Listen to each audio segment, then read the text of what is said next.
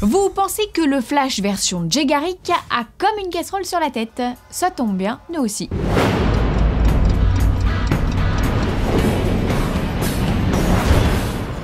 Si vous êtes un fanzonien régulier, le nom de Kevin Feige, ça vous parle. En revanche, vous êtes sûrement moins nombreux à connaître Jeremy Lacham, l'autre tête pensante de Marvel Studios. Eh bien, figurez-vous que les deux producteurs ont confié quels allaient être les moments clés de la phase 3 à venir lors d'une séance de questions-réponses. Rien que pour vous, voici un petit débrief. Cette phase 3 commencera directement avec Avengers Infinity War partie 1. Il se murmure que les grandes lignes du scénario ont déjà été écrites. Alors oui, Marvel a beaucoup d'avance puisque le film ne sort que dans 4 ans, mais Kevin Feige a bien précisé que cette ébauche de script pouvait être soumise à quelques modifications selon les événements qui se dérouleraient dans les films à venir et qui eux sortiraient avant mais qui ne sont toujours pas écrits. Vous suivez ? Je vous l'accorde, cette façon de travailler est un petit peu brouillon. Les producteurs ont également confirmé qu'après Avengers 3, on en aurait terminé avec les Avengers tels que nous les connaissons. Place à une nouvelle équipe, les New Avengers avec la Sorcière Rouge, War Machine, la Vision et Faucon, entre autres. Mais il va aussi falloir faire nos adieux à certains personnages comme la Veuve Noire ou Bruce Banner qui va être bien obligé de se mettre au vert. Merci. Si tu es un hater qui n'aime pas les origin story, passe ton chemin car Kevin Feige continue de défendre celle du Doctor Strange, une super origin story qui n'a jamais été vue ailleurs selon lui. Il serait donc dommage de s'en priver.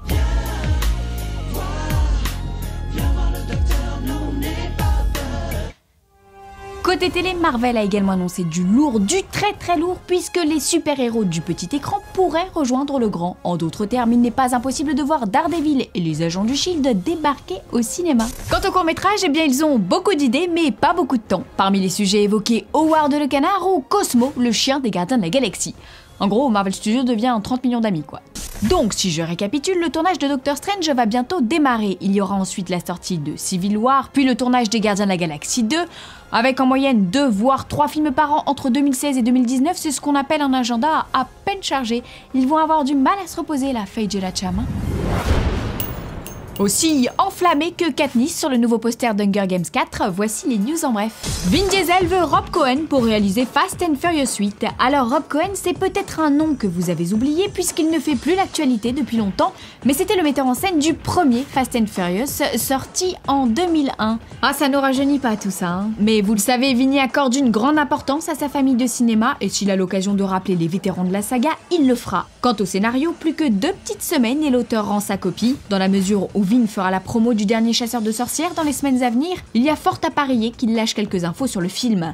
Après ça, Triple X3, il passe la seconde là.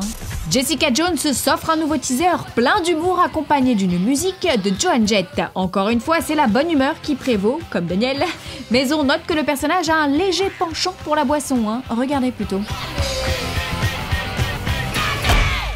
Aujourd'hui dans le courrier des fanzoniens, on répond à Mr Pratt qui veut entendre des news de Civil War. Eh bien Kevin Feige, encore lui, s'est empressé de rappeler que le film serait bien centré sur Captain America mais que Tony Stark aurait un arc scénaristique très personnel. Vous vous souvenez que dans Ant-Man, il finance un grand projet. Bon eh bien apparemment plusieurs mois se sont écoulés entre les événements d'Ant-Man et Civil War, on devrait donc en apprendre davantage sur ce qui s'est passé dans cet intervalle. Et voilà comment Marvel construit une continuité et tisse sa toile. Spider-Man n'aurait pas fait mieux.